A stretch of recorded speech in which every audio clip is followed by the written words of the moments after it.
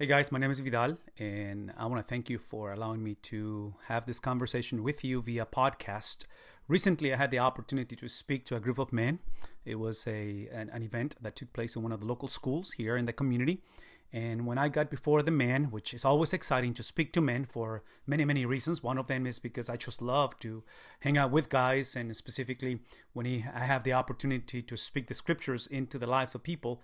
And on that morning, when I went before this group of guys, which they were the parents of the students at this specific school, one of the schools here in town, I began my talk by asking him about the name of Dorian. That I asked him, I said, when you hear this name, what comes to mind? And automatically, everyone said the word Florida, storm, hurricane, and things like that. So I tried for them to remember and go with me on memory lane. And most of them, if not all of them, were old enough to remember the movies such as Perfect Storm, the movie The Day After Tomorrow, and some of these movies that have to do with the weather and specifically the manifestations of the weather. And today is a day that we do remember those families that we love and care, friends of ours, close friends of ours that we're praying over in these communities in the coast of Florida and Georgia and even the Carolinas. Well, today for us here in South Texas, we have been receiving rain in some of the areas here in our communities. They get flooded pretty quickly. I tried to use that analogy, back when I spoke to them at the beginning of the week, because since they were there in this experience, it's a yearly event that they do where they're supporting their kids and doing a pledge. It's actually called the Million Father March Pledge, and where they march around the campus in some sort of a symbolism, and not only symbolism, but the actual physical presence to say we support our kids. And they actually do a pledge where they represent and they dissect the things that they are pledging themselves to. I remind them that this experience of fatherhood, this experience of parenting, because there were some ladies involved, in my mind, I had the image of those movies, the Perfect Storm, the Day After Tomorrow, because I think of the coalition. I think of two unstoppable forces that come together and they produce this experience of parenting. And something that happens in those movies is when those storms come together, they create the eye of the storm, the epicenter of the storm. And that's exactly what I believe parenting is. Now, I try to illustrate that with these two forces, which I believe one of them is love and the other one is rules. In the language of the Bible is called wrath. In the language of the Bible is the parameters and the restrictions that we find for our own protection. And I was explaining to them that when you bring them together and you create a healthy balance of love and rules, that's exactly when you see parenting at its best. That's exactly when you see the flourishing of a generation of young men and young women through the modeling, through the influence and the mentorship of parents, not just dads, but also moms, and obviously the context of marriage. So I was reminded also when we had the conversation and talking to some of them afterwards that this is a daunting, difficult task to do. And the reason is because a couple of reasons why. Number one is because culture typically tells us that it's either or, it's one or the other, that it is impossible to mix or to bring together love and rules. And therefore, sometimes what we have is we have a generation of permissiveness and condoning.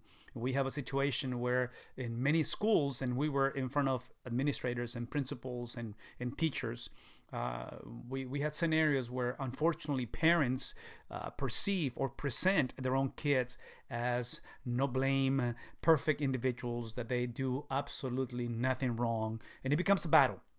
Instead of seeing educators and again school systems as partners in this pilgrimage, in this journey of educating our children. Well, in that context, I reminded them that if you just focus on love at the expense of rules, then you have that sense of permissiveness and this unrealistic view that children do no wrong.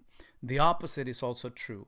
When we focus exclusively on rules and we focus on simply becoming the typical helicopter parent that is always overprotecting, that is the parent that obviously sees everything is fearful, is driven by insecurity and no risk whatsoever, I believe that if you do not have love with the rules, then you create rebellion. Then you create the scenario where kids will not be willing, will not desire to come home after they don't have to come home, meaning once they go and live and do their own thing and they go to college. So the question is, how do you bring this balance? How do you do this? This is so difficult.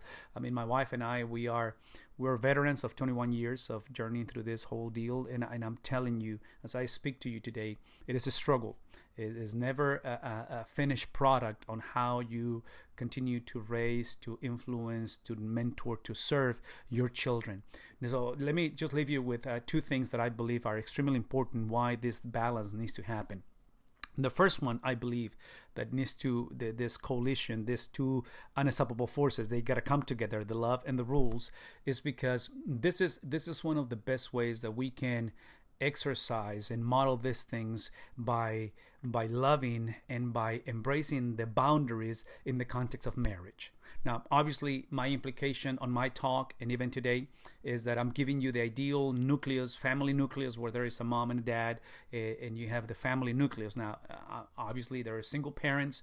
Obviously, there's parents where you have the blended family. I understand those things, but I have to begin with ideals, and then we move into the real. And when I think about loving your kids and about giving or showing the boundaries of parenting and relationships, it has to be modeled through marriage. So my understanding, my view, my perception of these things is that the best thing that I can do for my kids, the best love that I can show to my kids, is actually loving their mom. In my case, as a dad, is to love my spouse. Why? Because if I focus on the kids at the expense of the marriage, then I think that's where brokenness and craziness happen, because it's pretty obvious. I have to be careful and remind myself and my kids that they're not the center of the universe. And this is why we make our kids the second priority, the second person in the context of the family nucleus. The number one priority in my life at home is got to be my wife. It's got to be the closeness, the health of our marriage. Because obviously the best the best legacy, the best gift that I can give to my kids is actually a healthy marriage. So that would be the first thing, that this coming together of love and rules have to be exemplified, has to be modeled. The second one, which to me is probably as equally important, it has to do with the gift that I want to present to my future son-in-laws or my future daughter-in-law, which is raising a generation of selfless people, young men and young women who are not driven by entitlement. So again, if I can help my kids not to see themselves as the center of the universe, my future son-in-laws, my future daughter-in-law, they will definitely thank us as parents, because one of the number one issues that I see in couples today in marriage, one of my main issues for me as a 22-year-old veteran on the marriage issue is self-centeredness by default. I mean, this is how we were raised. This is how we typically think. This is how we typically process life. That is about me. It's about meism. It's about my rights. It's about what was done to me, and so forth and so on. So this morning, I just want to remind ourselves that the best gift that I can give to my kids is a healthy marriage, and the best gift I can give to my future, again, sons-in-law and my future daughter-in-law is exactly men and women who are a little bit over themselves, that they remind themselves that life is not about them. Now, the question again comes, because I'm obviously showing you ideals, and I hope and we have an agreement over those ideals. The question now comes, how do you do this? How do you put it into practice? Because the reality is that having multiple kids, maybe having a blended family, and now I have kids from her previous marriage or my previous marriage or whatever the case may be. How do you do this? How do you put it together? I mean, there's the ideal and there's the real.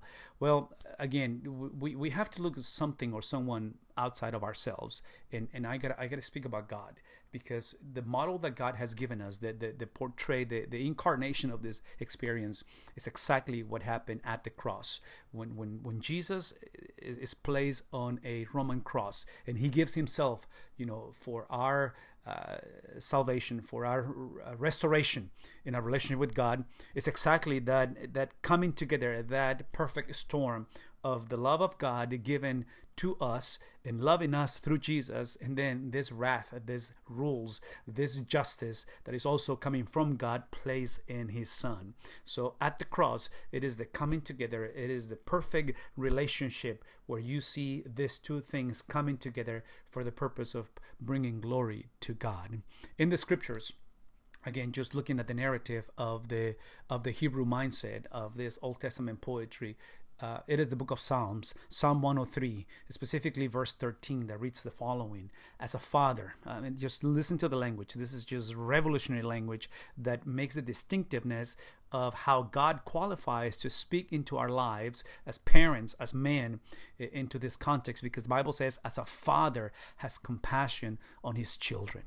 It is the Old Testament, so this is a very patriarchal generation. This is a very man-driven generation. This is a generation that is driven by family values. I mean, in this time in history, the education, the development, the understanding of life was through the family. So for the book of Psalms to utilize the word father, for the book of Psalms to begin this conversation where he places the teaching or places the instruction in a familial context, this is revolutionary. And it is revolutionary because if you think about any other world religion, you do not think in terms of family. Typically, is you have some sort of a rules or decalogue or some sort of instructions on how to approach that deity, that god or goddesses that these individuals worship or try to relate to. And the difference that you see in the Bible is that although we still have the rules, although we still have the Ten Commandments, although we still have the relevancy of the scriptures as a whole, that is actually this context of setting boundaries on how we relate to God and one another. The beauty of this, when you read the book of Exodus, is that God tells the people of God, tells Moses to tell the people of God that the commandments were not given so they can fulfill them and therefore relate to Him. That the Ten Commandments were given because they back then belonged to Him already, that they were His people. And obviously we know the rest of the story. Typically when we listen to the language like that and we think about a relationship with God, we translate that unfortunately into something that is unconditional. That is a relationship that no matter what we do, we're still the children of God. We're still, God's people. And that's further from the truth, because that's not how God operates. Listen to the language. So as a father has compassion on his children. So the imagery of a father who has mercy and compassion, the protection, the provider, the one who exists to serve the family, not just to rule or to oversee the family, but is the concept of servanthood, of serving the family. This is why I said earlier that the best gift that I can give to my kids is a healthy marriage, because as a man, the role that I play in the life of my wife is the vivid image of who God will eventually become for them. We play that greater of a role when it comes to our fatherhood at home. So again, it is the same way that a father has compassion on his children. The Bible says, so the Lord, Psalm 103, so the Lord has compassion on those who fear Him. So here's where I have to say that the both end of the conversation, that this unconditional love, and again, a father who has compassion on children, is described through the lenses of fearing God. Reminding ourselves that the fear of the Lord is the beginning of wisdom, that the fear of the Lord is understanding that through Jesus Christ, this is what the fear means. Jesus Christ made God not only accessible, but made Him beneficial. Why? Because again, when God shows up, when God makes Himself known to the world, He is consuming fire. God is uncontainable. God is someone that will literally destroy our lives if we did not have the incarnation of Jesus that makes Him beneficial, that allows us to develop the concept, the understanding of faith. And obviously in the Bible, faith, this is the concept of fearing God. Faith, the ability to trust in Jesus. So in that way, we are able to know God in a beneficial manner. It is reflected through faithfulness. So those who fear the Lord, are those who experience the compassion. So the boundaries that we need to relate to God, the boundaries that our homes need to relate to one another, are based on the faithfulness not of the people of God, but the faithfulness of Jesus that he develops and he portrays to the Father and therefore to us. So on a day like this, I want to remind us, I want to speak to our hearts that as a father, I am blessed to be a provider, to have the compassion, to create the relationships that I believe, are nurtured in the context of marriage, in the context of parenting. But at the same time, I'm called to balance this relationship in the context of rules and regulations in a manner that actually we are able to translate the awesomeness, the bigness of God. And through Jesus Christ, he becomes accessible to us. Through Jesus Christ, we're able to develop this ability, supernatural ability, to put our trust in Jesus, which eventually translates into faithfulness. So today, I want to bless you. I want to remind you that the role that we play as dads is eternal. It goes beyond our generation. Have a wonderful, wonderful week. And thank you guys again for allowing me to speak into this conversation. Blessings to you.